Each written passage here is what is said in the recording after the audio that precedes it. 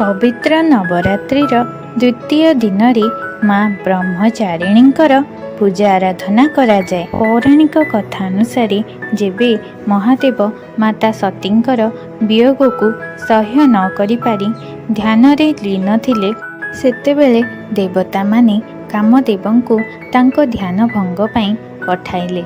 महादेव निजर क्रोधर अग्नि रे कामदेवंकु भस्म करिदेले। देवता माने उपाय शून्य होई पड़िले।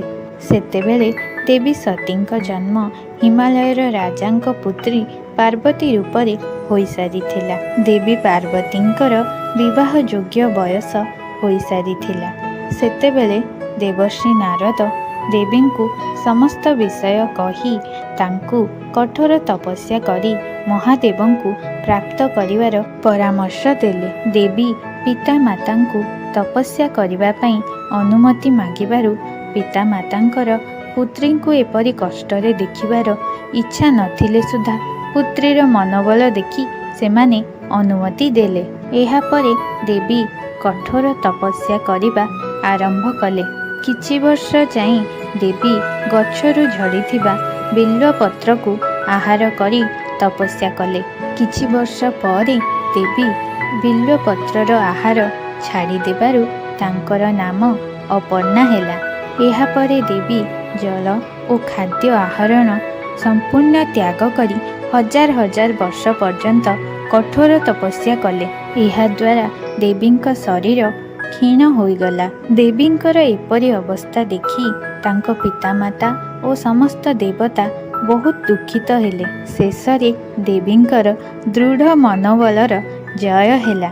देवींक तपस्या रे संतुष्ट होई महादेव तांकु विवाह करिवार प्रतिश्रुति देले। एहा परे देवी पार्वती निज गृह को फेरिले। खूब आडंबरर सहित महादेव एवं देवी पार्वतींकर विवाह हेला। महादेवंकु स्वामी रूपे प्राप्त करिबा पई देवींकर एही तपस्या करुथिबार रूपर नाम ही माता ब्रह्मचारिणी। माता हस्तरे रुद्राक्ष माला एवं कमंडलु धारण करती।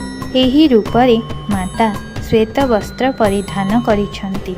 मातांकर एही ब्रह्मचारिणी रूपर पूजा आराधना करिबा द्वारा प्रसिद्धि प्राप्त होइथाय। रिनी मिनी कुह माता ब्रह्मचारिणींकर जय। सांगमाने कहानीटी भल लागिथिले वीडियो को लाइक करंतु। एमिति आहुरी भल भल कहानी देखिबा पई चैनल को सब्सक्राइब करंतु। आउ हां, बेल आइकन को प्रेस करने को भूलंतु नहीं। वीडियो को पूरा देखिथिबारु धन्यवाद।